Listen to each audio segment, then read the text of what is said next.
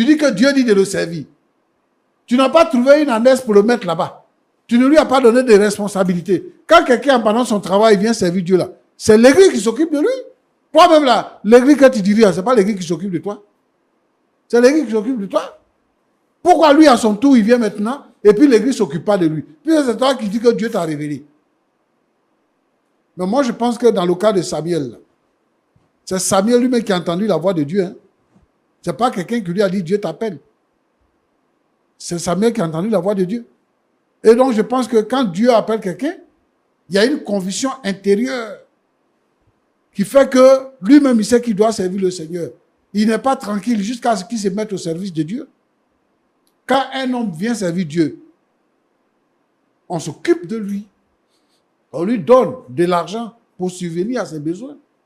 Comme ça, il peut évangéliser, il peut sortir pour faire une autre église et tout ça. Mais tu as appelé le frère. Tu lui as dit que Dieu l'a appelé. Il est venu, il a répondu à l'appel. Au moment où il travaillait son petit argent là, il a pris pour mettre climatisation dans ton bureau. Hein. Il a pris pour construire l'église. Hein. Et ça là, c'était bien. Maintenant qu'il n'a plus de travail, tu sais pourquoi il n'a pas de travail. Tu sais pourquoi il ne peut pas payer son loyer. Il s'est réfugié à l'église. Sa femme l'a quitté. Tu n'as rien fait pour que sa femme revienne. Son enfant est mort. Tu dis, on lui donnait la nourriture et tout ça. Tu as fait quel institut pastoral?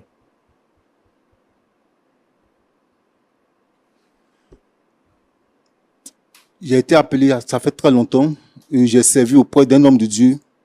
C'est après lui que le Seigneur m'a donné cette orientation de créer moi-même ma propre église. Quand tu servais auprès de cet homme-là, comment il t'a traité? Pardon? Il t'a traité comment? Quand tu servais auprès de lui avant d'avoir ton église là? Comment l'homme de Dieu là t'a traité? Bon, je servais le Seigneur auprès de lui, mais j'étais chez mes parents. Et bon, de là même, quelques temps après, moi-même, j'ai pris ma propre maison. Et je faisais mes propres activités. Et puis, je partais, je suivais les cours. Frère Roland. Oui, pasteur. Je voulais interpeller tous ces serviteurs de Dieu là. Vraiment, il y a beaucoup de déchets dans le service. Et ça, ce n'est pas bien pour nous tous.